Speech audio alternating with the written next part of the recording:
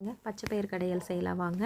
அதுக்கு நான் 1 டம்ளர் பச்சை பயிறு எடுத்திருக்கேன். பச்சை பயிறு எடுத்து நல்லா வறுத்துக்கணுங்க. அந்த க்ரீன் கலர் கொஞ்சம் ப்ரௌனிஷாக மாறுற வரைக்கும் சிம்மில் வச்சு வறுத்துக்கங்க. வறுத்து போட்டால் அதோட சுவை அட்டகாசமாக இருக்குங்க. வறுத்துட்டு அதை ஒரு குக்கரில் ட்ரான்ஸ்ஃபர் பண்ணிவிட்டு அதில் 3 தக்காளி, 5 6 பல் பூண்டு, கொஞ்சம் மஞ்சள் பொடி, கொஞ்சம் விளக்கெண்ணெய் விட்டு ஒரு 5 விசில் விட்டுக்கோங்க.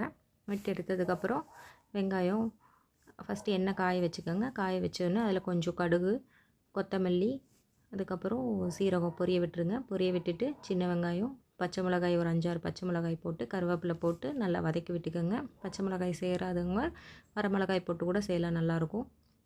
அதுக்கப்புறம் தேவையான அளவு உப்பு ஆட் பண்ணிவிட்டு நாங்கள் வேச்சு வச்சுருக்க அந்த பச்சை பயிரை உள்ளே ஆட் பண்ணிக்கோங்க.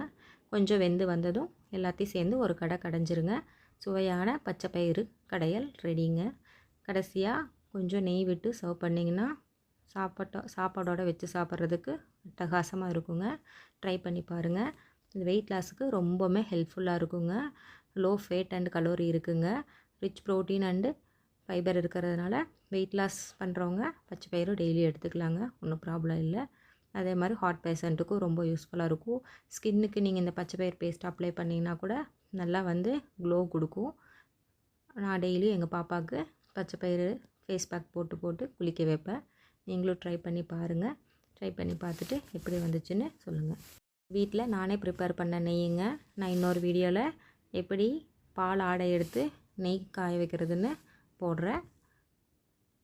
பாருங்கள் எப்படி மணலாக சூப்பராக இருக்குது பாருங்கள்.